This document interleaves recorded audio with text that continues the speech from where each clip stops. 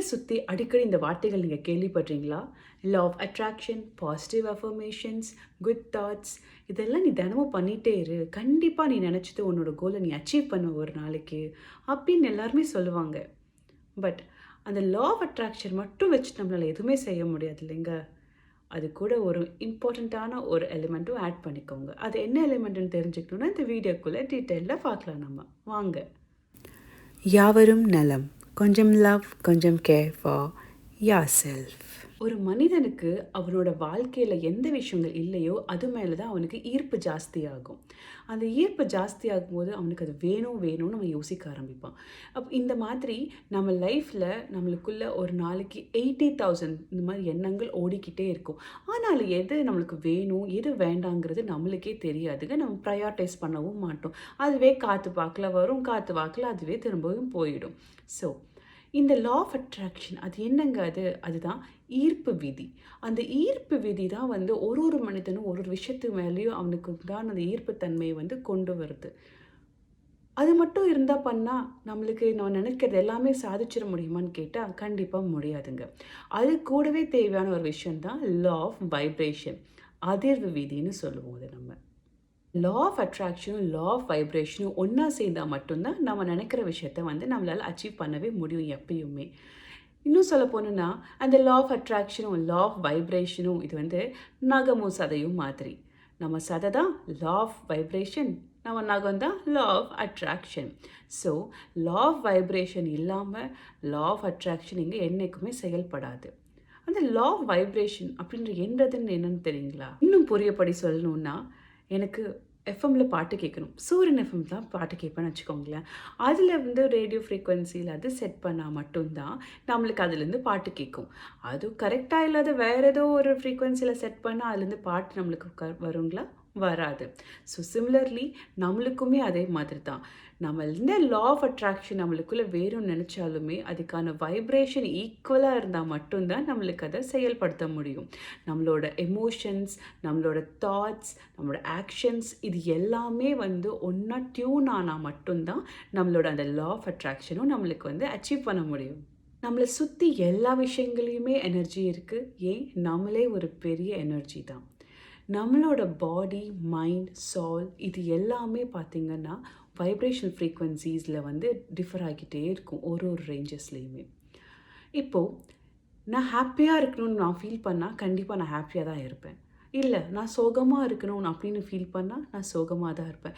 இதில் நம்மளோட vibration state எப்படி இருக்குன்னா, நம்ம ஹாப்பியாக இருக்கணும்னு நினச்சேன்னா அது ஹை வைப்ரேஷனில் வைப்ரேட் ஆகிட்டு இருக்கும்.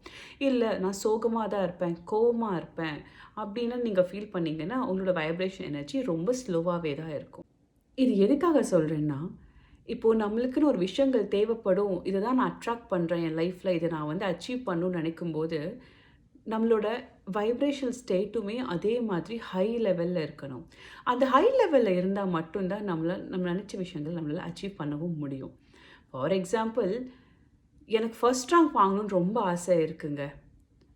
ஆனால் நான் இப்படி யோசிச்சுட்டே தான் இருக்கேன், நினச்சிக்கிட்டே தான் இருக்கேன். அதுக்கு நான் என்ன எஃபர்ட் போடுறேங்கிற ஒரு விஷயம் இருக்குல்ல, அந்த எஃபர்ட் நீங்கள் எந்தெந்த அளவுக்கு எஃபர்ட் போடுறீங்களோ, அது எந்த அளவுக்கு உங்களுக்குள்ளே ஃப்ரீக்வன்சிஸ் எழுப்பிகிட்டே இருக்கீங்களோ, அதுதான் உங்களோட ரிசல்ட்டு பாசிட்டிவாக இருக்குமா நெகட்டிவாக இருக்குமான்றது அதுதான் சொல்லும்.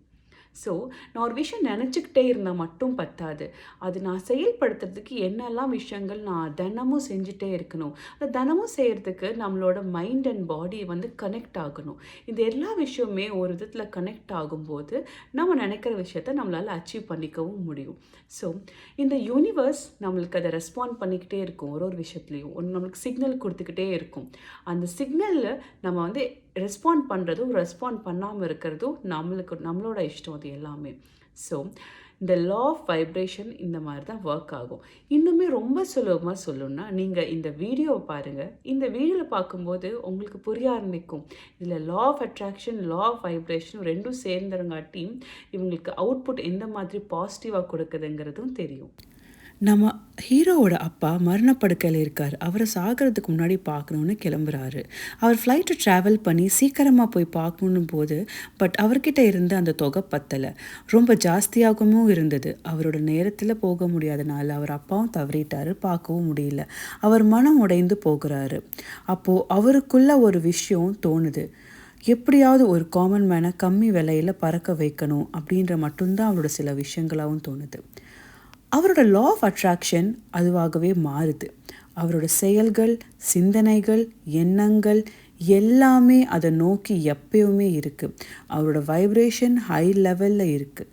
இதில் இவ்வளோ நேரம் அவருக்கு கடினமான உழைப்பு, சூழ்நிலைகள், எதிர்பார்ப்புகள், தாமதங்கள், நிறையா பேர் அவரை டீமோட்டிவேட் பண்ணுறாங்க. ஆனால் அவரோட எண்ணங்களும் சிந்தனைகளும் விடாமுயற்சி இது எல்லாமே அவரோட வைப்ரேஷன் ஹையாக வச்சுருக்கு. அந்த நேரத்தில் இந்த யூனிவர்ஸ் நம்மளுக்கு ஹெல்ப் பண்ணும். அவர் போட்ட எஃபர்ட்ஸ்க்கு யூனிவர்ஸ் கரெக்டான டைமில் ரெஸ்பாண்டும் பண்ணும். அவரோட அட்ராக்ஷன்ஸ் அண்ட் வைப்ரேஷன்ஸ் ஒரே லைனில் அலைண்டாக இருக்கிறனால அவரோட ட்ரீம்ஸ் அவர் அச்சீவ் பண்ணுறாரு. அதை பாசிட்டிவ் அவுட்கம்மாகவும் அவர் அதை மாற்றுறாரு. அட்ராக்ஷன் கூட ப்ராப்பரான வைப்ரேஷன் சேர்ந்ததுன்னா கண்டிப்பாக நம்ம நினைக்கிற மாதிரி பாசிட்டிவ் அவுட்கம் கிடைக்கும். நம்மளுக்கு பிடிச்ச சட்டை, பேண்ட்டு, காரு, வீடு எல்லாமே வாங்குவோமான்னு நம்மளுக்கு தெரியாது.